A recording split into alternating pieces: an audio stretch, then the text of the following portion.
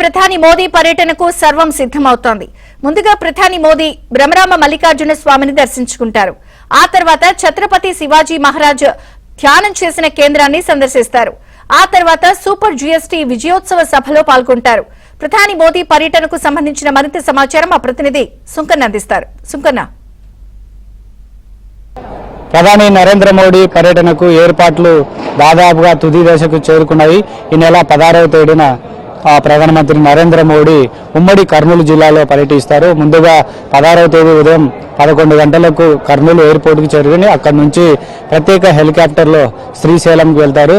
శ్రీశైలంలో ప్రధానమంత్రి నరేంద్ర మోడీ, ముఖ్యమంత్రి నారా చంద్రబాబు నాయుడు, డిప్యూటీ సీఎం పవన్ కళ్యాణ్ అయితే ముగ్గురు కూడా కలిసి ఉభయ దేవాలయంలో వెలిసినటువంటి శ్రీ బ్రహ్మరాంబ మల్లికార్జున స్వామి వారిని కూడా దర్శించుకుంటారు. దర్శనాంతరం మళ్ళా తిరిగి కర్నూలు ఎయిర్పోర్ట్కి చేరుకుంటారు. అక్కడి నుంచి అయితే ప్రత్యేక హెలికాప్టర్లో కర్నూలు రాగమయూరి గ్రీన్ హిల్స్ లో ఏర్పాటు చేసినటువంటి జీఎస్టీ విజయోత్సవ సభలో కూడా పాల్గొంటారు. మనం చూడవచ్చు, రాగమయూరిలో ఏదైతే ప్రధాని జీఎస్టీ సూపర్ మహాసభకంతా కూడా ఏర్పాట్లు చాలా చురుగ్గా సాగుతున్నటువంటి పరిస్థితి. గత 4-5 రోజుల నుంచి కూడా ఏదైతే రాత్రి పగలు కూడా నిర్విరామంగా యొక్క ప్రధానమంత్రి ఏర్పాట్లు కూడా జరుగుతున్నటువంటి పరిస్థితి. అన్ని కూడా చకచకా జరుగుతున్నాయి. ముఖ్యంగా సూపర్ జీఎస్టీ విజయోత్సవ సభకు ఏదైతే అన్ని రకాల ఏర్పాట్లు కూడా చేస్తున్నటువంటి పరిస్థితి మనం చూడవచ్చు. వేదికను కూడా చాలా అత్యంత సుందరంగా కూడా తీర్చిదిద్దినటువంటి పరిస్థితి. అయితే ఇప్పటికే వేదిక, అదేవిధంగా సభా ప్రాంగణాలంతా కూడా దాదాపుగా ఆల్మోస్ట్ ఆల్ ఏర్పాట్లన్నీ కూడా పూర్తి కావస్తున్నటువంటి పరిస్థితి. రేపు మధ్యాహ్నం లోపల కూడా మిగతా అన్ని వర్క్స్ అన్ని కూడా కంప్లీట్ అయ్యేందుకు కూడా ఏదైతే అధికారులు రాత్రి పగలు కూడా ఏదైతే ఏర్పాట్లు చేస్తున్నటువంటి పరిస్థితి.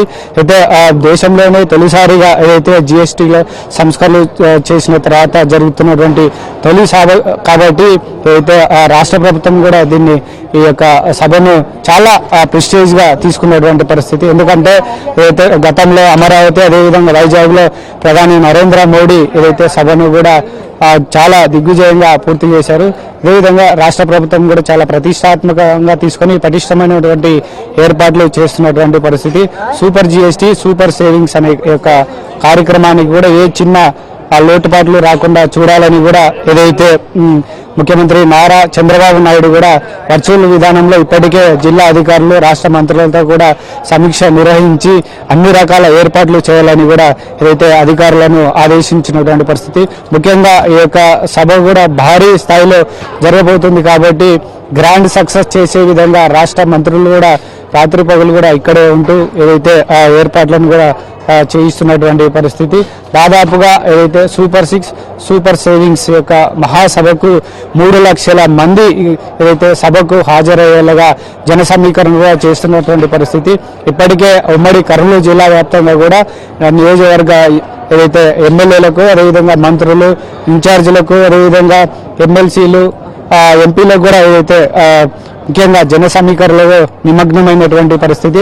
దాదాపుగా 3 లక్షల మందికి ఏదైతే సభకు వచ్చిన తర్వాత కానీ మార్గ మధ్యలో కానీ ఎటువంటి ఇబ్బందులు లేకుండా ముఖ్యంగా తాగునీరు, ఆహార విషయంలో ప్రత్యేకమైనటువంటి దృష్టి సారించినటువంటి పరిస్థితి. సభ దగ్గరికి వచ్చిన తర్వాత ఎక్కడ ఎవరికి కూడా చిన్న పొరపాట్లు కూడా జరగకుండా ఏదైతే అన్ని రకాల ఏర్పాట్లు కూడా దాదాపుగా చేస్తున్నటువంటి పరిస్థితి.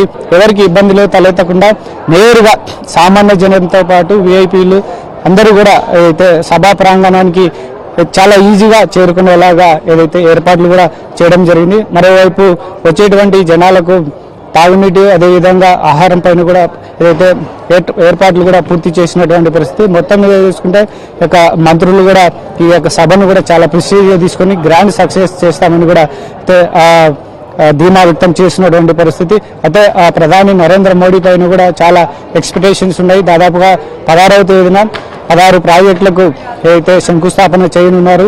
సో మరికొన్ని వరాలు కురిపిస్తారని కూడా ఏదైతే మంత్రులు అయితేనేది పబ్లిక్ కూడా ఎదురు చూస్తున్నటువంటి పరిస్థితి నెలకొంది. కెమెరా పర్సన్ రాజశేఖర్తో సుంకన్న, ఏబిఎన్ ఆంధ్రజ్యోతి, ప్రధానమంత్రి సభా ప్రాంగణం నుంచి.